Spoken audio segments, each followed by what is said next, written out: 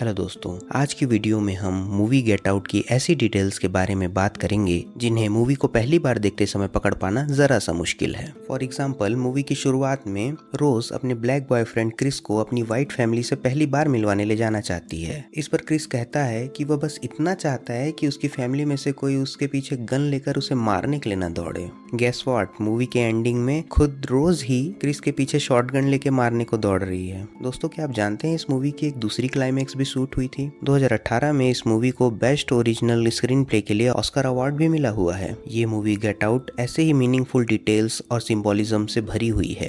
तो चलिए एक एक करके जानते हैं इस मूवी की और भी सरप्राइजिंग डिटेल्स के बारे में। मूवी की इंट्रो में एक ब्लैक पर्सन की किडनैपिंग दिखाई गई है। ये ब्लैक पर्सन और कोई नहीं, आंद्रे यानी कि लोगन किंग है और किडनैपर है जेरेमी, जो कि अपनी व्हाइट कार में आयरन हेलमेट पहनकर किडनैपिंग के लिए आया है। यही आयरन हेलमेट मूवी के एंडिंग में फिर से दिखाया जाता है जब क्रिस जेरेमी की कार लेकर भागना चाहता है। रोज और उसकी फैमिली बार बार क्रिस के स्मोकिंग हैबिट को लेकर चिंता जाहिर करते हैं, लेकिन वो तो बस अपने कस्टमर को एक हेल्दी बॉडी डिलीवर करना चाहते थे। इस मूवी में क्रिस की मदर, एक ब्लैक बक और लास्ट में Georgia, 3 hit and run case दिखाए गए हैं। तीनों ही केस में सिर्फ क्रिस को ही सिंपैथी फील होती है। वह बाकी दोनों एक्सीडेंट को भी अपनी माँ से ही रिलेट करता है और हेल्प ही करना चाहता है। जब रोज की गाड़ी से टकराकर काले हिरन की मौत हो जाती है तो इस पर रोज और उसकी फैमिली को कोई सिंपैथी नहीं है, बल्कि रोज के पिता डीन ये कहते हैं कि यहाँ तो बहुत सारे ब्लैक बक्स हैं, कुछ मर भी जाएं तो क्या ही हो जाएगा। एक्चुअली दोस्तों, ईयर 1865 से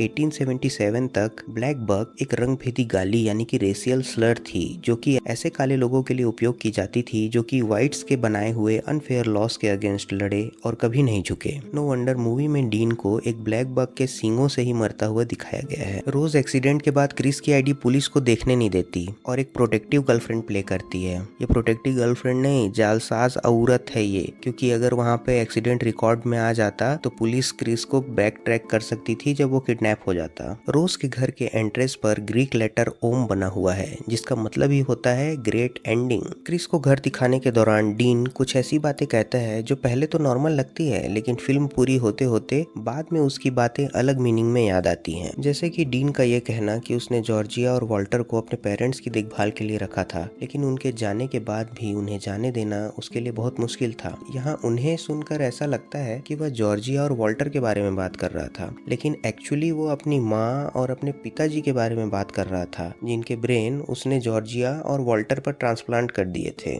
बर्लिन ओलंपिक्स 1936 में डीन के पिता जेसी ओवन से रेस में हार गए थे, लेकिन अब वो उसे तेज दौड़ते हैं। और फिर रात में हमको दिखाया गया कि वॉल्टर भी दौड़ने की रोज प्रैक्टिस करता है। डीन ये भी बता रहा है कि उसकी माँ को किचन बहुत पसंद था, इसलिए उसका एक हिस्सा उसने यहीं रख लिया है। व्हिच मींस अगेन जॉर्जिया के अंदर डीन की माँ का माइंड लगा दिया है। डीन कहता है कि बेसमेंट सील्ड है क्योंकि वहाँ ब्लैक मोल्ड रखा हुआ है। दोस्तों, ये लोग बेसमेंट में ही तो ब्लैक लोगों को किडनैप करके रखते थे। तो टेक्निकली अगर वॉल्टर और जॉर्जिया एक साथ इंटीमेट हो जाएं तो can we call it a foursome. भाई ऐसा बवासीर दिखाया है इस मूवी में जो किसी अरस क्लब से ठीक ना हो। रोज के घर पार्टी में ज्यादातर बूढ़े लोग ही आए थे, जो कि सारे के सारे डीन के पोटेंशियल कस्टमर्स थे और उन्हें इंटरेस्ट सिर्फ क्रिस की बॉडी से ही था। और यहाँ पर क्रिस की नीलामी में डायरेक्टर ने 1965 तक अमेरिका में चली गुलामी की प्रथा को भी एक सिंबोलिज्म से दिखाया है। मूवी में रोज की माँ मिसी ग्लास में 3 बार टैप करती थी तो क्रिस हिप्नोटाइज हो जाता था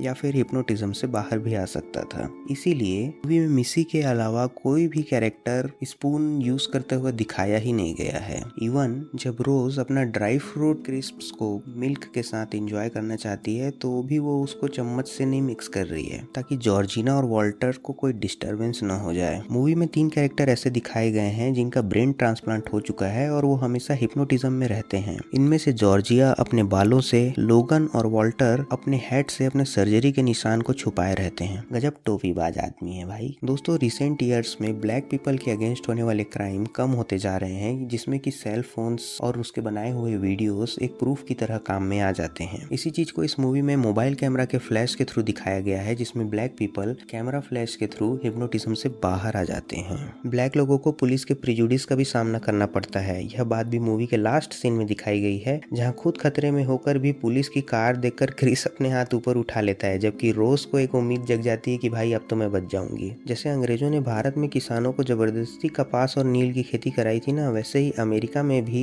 ब्लैक लोगों से कपास की खेती कराई गई थी। अब सोफे से बंधा होने के कारण मूवी में क्रिस को भी रुई ही उठानी पड़ती है। मूवी में रुई का उठाया जाना भी गुलामी को ही पॉइंट आउट करने के लिए रखा गया था। पार्टी में सभी कैरेक्टर्स किसी न किसी फॉर्म का रेड कलर पहने हुए हैं, जबकि सिर्फ क्रिस ही ब्लू पहने हुए है। ये यूएसए में रेड यानी रिपब्लिकन और ब्लू यानी कि डेमोक्रेटिक पार्टी को रिप्रेजेंट करते हैं। इस मूवी का एक अल्टरनेट एंडिंग भी शूट किया गया था, जिसमें पुलिस क्रिस को ही सबके मर्डर के लिए अरेस्ट कर लेती है। सारे सबूत जो उसे बचा सकते हैं आग में जलकर खाक हो चुके हैं और क्रिस जैसे तैसे मेंटल प्रिजन से बचकर अब एक फिजिकल प्रिजन में है। इस पर भी डायरेक्टर ने पूरा वाइट बैकग्राउंड का जेल दिखाया है। यार पूरी मूवी तो रेसिज्म के अगेंस्ट में थी, लेकिन भाई मुझको तो दो रेसिस्ट जोक ही यहाँ पर याद आ रहे हैं। पहला तो ये कि मुझको गाना याद आ रहा है, कुछ करिए नस नस मेरी खोले कुछ करिए। और दूसरा भाई ये एक फैक्ट है कि मेन कैरेक्टर क्रिस का किरदार निभाने वाले एक्टर का नाम